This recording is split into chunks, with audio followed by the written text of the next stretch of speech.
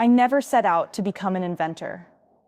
I was just the kid who loved to tinker in the garage, under the kitchen table, even atop the roof with a spool of wire and a flashlight. My father called me Curious George. My mother rolled her eyes and called it a hazard.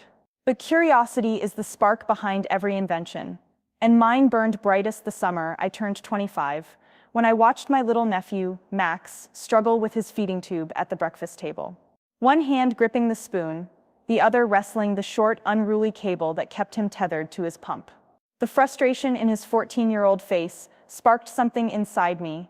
If only there were a way to make that cable more forgiving, more manageable, something that would untangle itself, wrap itself neatly, even track usage without me hovering like a hawk. I sketched my idea on napkins, on scrap paper, on the dusty hood of my dad's old pickup.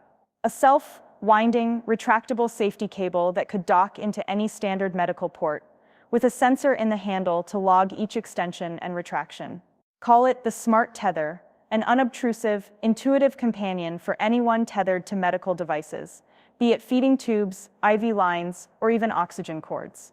I taught myself microcontroller code, 3D printed prototypes in our garage, and spent nights soldering sensors and motors until the humming little device sprang to life. My sister, Elena, came by one evening. She was the polished one, MBA, finance director at a startup, immaculate in a blazer and kitten heels.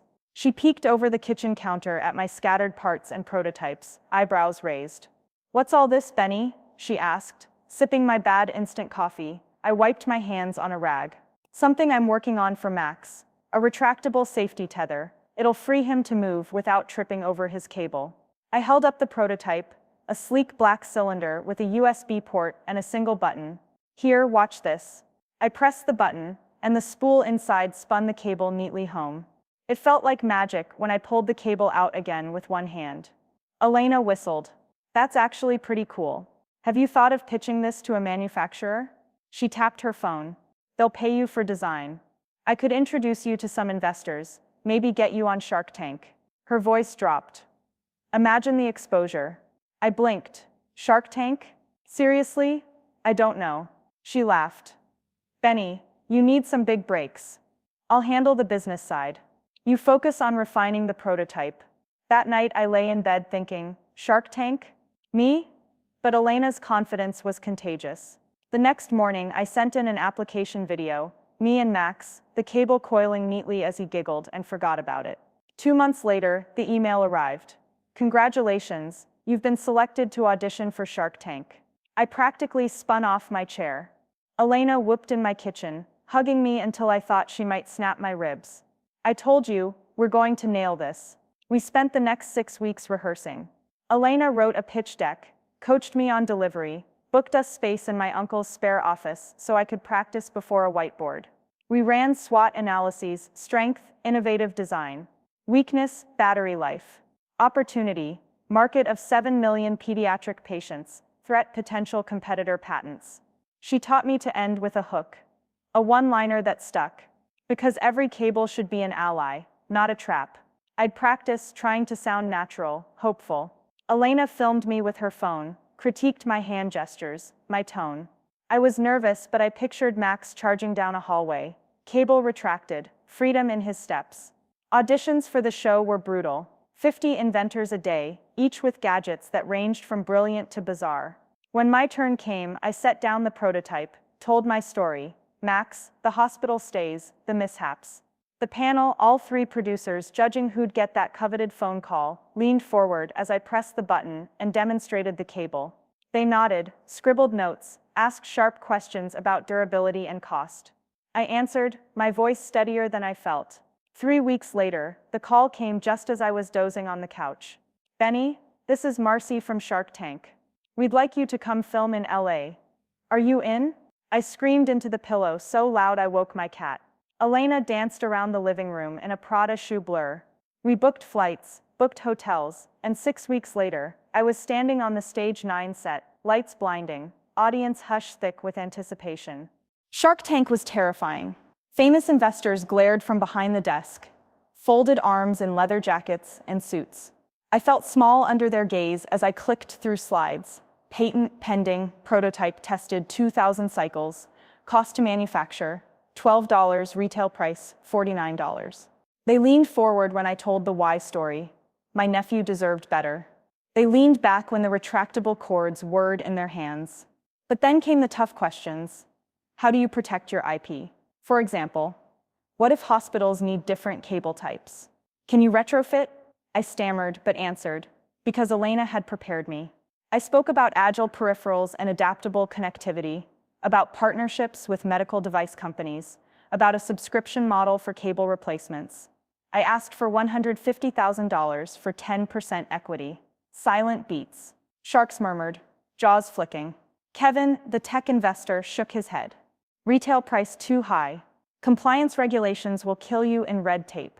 Lori eyed my scribbled cost projections with a narrow gaze. I don't see mass market appeal. Damon yawned. I braced for rejection. Then Mr. Wonderful leaned back. I like the concept, but you need to show me traction. Hospital pilots, FDA approvals. Come back with that, and we'll talk. He scoffed. You're a sweet kid, but sorry, no deal. We left the stage crestfallen. Elena's mascara ran like black rivers. My hands shook. The dream had collapsed. Weeks passed. I returned to the garage, tinkering, emailing device companies, filing my patent application, forgetting the thrill of the tank. And then 2 weeks ago, the call came. The number blocked. I answered, hello? A voice cool, sharp, spoke Benny Marshall. This is Nick Patterson from Shark Tank Productions. My heart lodged in my throat. I'm calling because we reviewed your file again. One of the sharks, Mr. Wonderful, has decided he wants to see your product succeed. He'd like to speak with you personally about next steps. I stared at my phone, breath gone. Elena swept into the room. Tell me that's not a spam call. I clicked the number. Yes, Mr. Patterson, I'd love to. He cut me off. We need you in LA in 10 days, not filming. He wants to meet with you, and only you, offset. Will you do it? I sank onto the rickety workbench. 10 days. The time to prepare, to refine, to show traction. The chance I thought lost. I looked at Elena, tears in my eyes. He wants to meet me personally. She grabbed my hands. We've got to take it. But you, Benny, what are you going to do? You need to be ready. I nodded, mind racing. I'd spent 9 years building everything out of love for my nephew.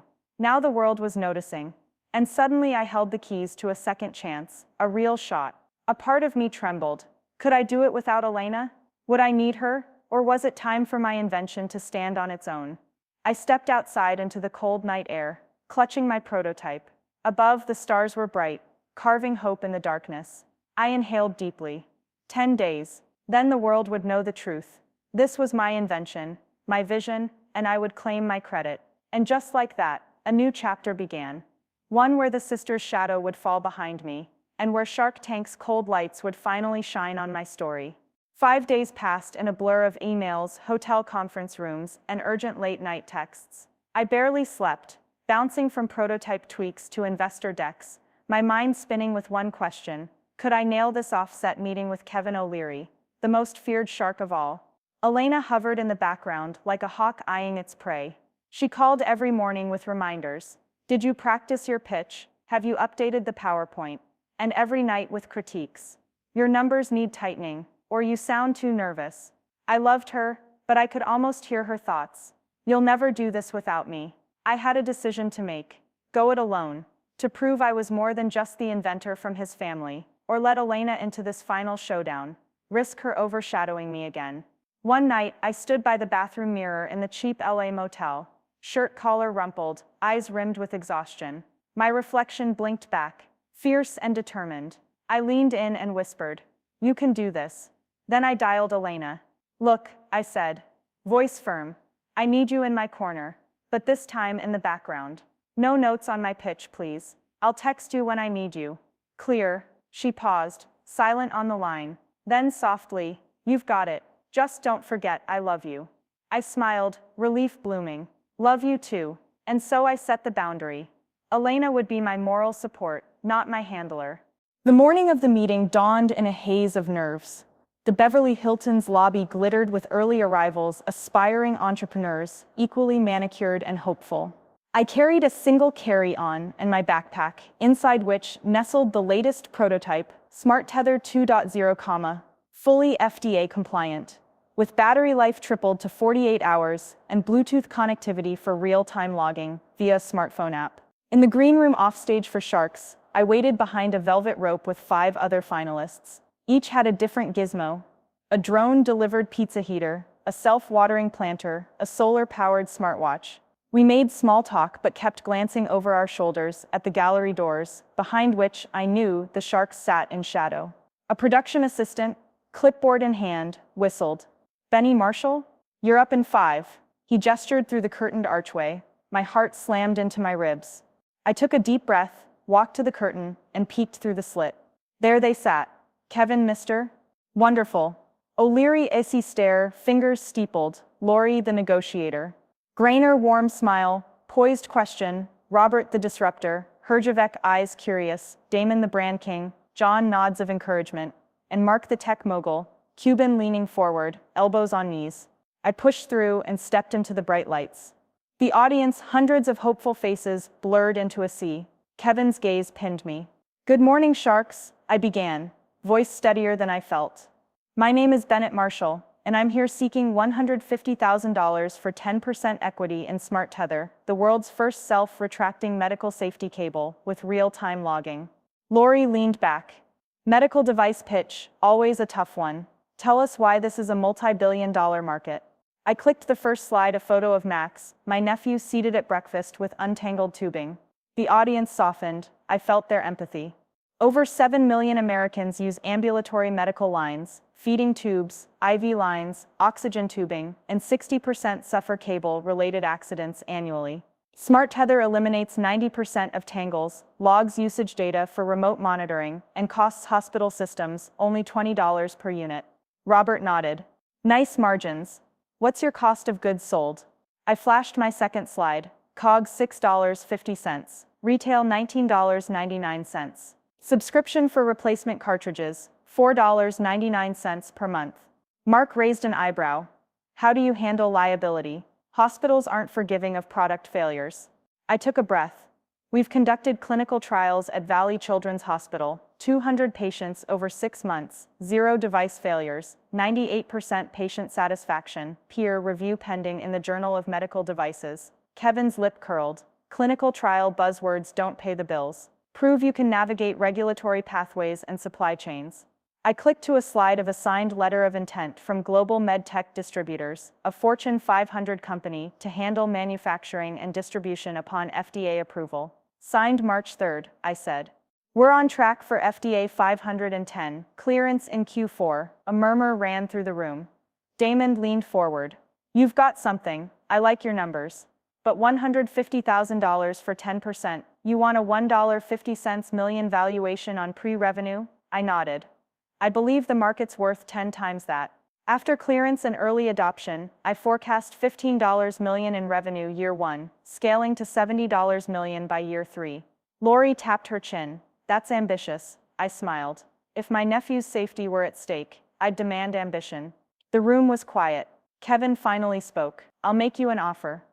$150,000 for 30% equity, and a $5 royalty on every subscription for the next 5 years. Gasps, 20% more equity than I offered. Steep. Sharks hated royalties. Damon tugged at his goatee. "I like him as a co-founder, but I can't meet those terms." Mark said, "I'll offer $150,000 for 12% equity, no royalties, plus my guidance and tech partnerships." Robert held up 3 fingers. $150K for 15%, plus a guaranteed introduction to 3 major hospital groups. No royalties. 3 different offers. And Kevin leaned back. "My offer stands. I know how to drive profitability. Consider it." Silence. Then the gavel. The subtle echo of "make your decision." I swallowed. My heart raced. I thought of Elena, of her pushy corporate world. I thought of Max, of every time he'd pulled on that cable and nearly tipped his wheelchair. I thought of my own childhood in that garage. I swallowed. My heart raced. I thought of Elena, of her pushy corporate world. I thought of Max, of every time he'd pulled on that cable and nearly tipped his wheelchair. I thought of my own childhood in that garage. I leveled my gaze at Kevin. I appreciate the offer, Mr. O'Leary, but I can't cede 30% to royalties. I want to maintain control, and scholarship revenue will sustain growth. I turned to Mark. Mr. Cuban, thank you, but I need full runway for licensing deals. Then to Robert. I like your network, but without the personal mentorship from Mr. Cabros. Wonderful, I'll lose the operational edge. All eyes shifted back to Kevin. I took a breath. Mr. O'Leary, I accept your offer for $150,000 at 30% equity, but without the royalty clause. Let's do $150,000 for 25%, no royalties. He stared as though I'd lobbed a fireball. A beat passed, then he smirked. Deal. He extended his hand. I shook it, heart pounding. The other sharks exchanged surprised looks. Kevin signed the term sheet, dog-eared copies for camera, his signature a blunt O'Leary scrawl. As the band struck up celebratory music, I exhaled so hard I thought I'd expel my lungs. Robert bounded forward to congratulate me. Lori hugged me. Mark patted me on the back. Kevin rested his fingers on my shoulder. You've got grit, kid. Now don't waste it. In that moment, I realized I'd done it. I'd stood on that stage, fought for my invention, and earned a shark's respect and capital for my vision. No sister shadow this time. Just me, my prototype, and a promise to billions of patients worldwide. Backstage, the cameras stopped rolling, but the adrenaline lingered like stardust. My phone rang. Elena's voice cracked on the first ring. They did it? You did it? I'm so proud. I laughed, tears in my throat. We did it, she sniffled. I didn't realize how much this meant to you. I'm sorry I tried to take over. I hesitated, then answered. It's okay, we both learned, but next time let me lead. I will, she promised. When I emerged from the studio onto the LA night, my bag weighed with paperwork and press kits. I felt reborn. Under the marquee lights, I opened my trunk and gently lifted Smart Tether 2.0 onto the hood. I ran my thumb along its slick casing, imagining it in hospital wards, in homes, in the hands of people like Max, free to move, unafraid of tangles. The valet handed me the key to my rental convertible. As I peeled away from the curb, the ocean breeze in my face, I realized that credit or betrayal could never tether me. Only my own ingenuity and courage could. And thanks to a personal call from Shark Tank, my invention's next chapter had already begun.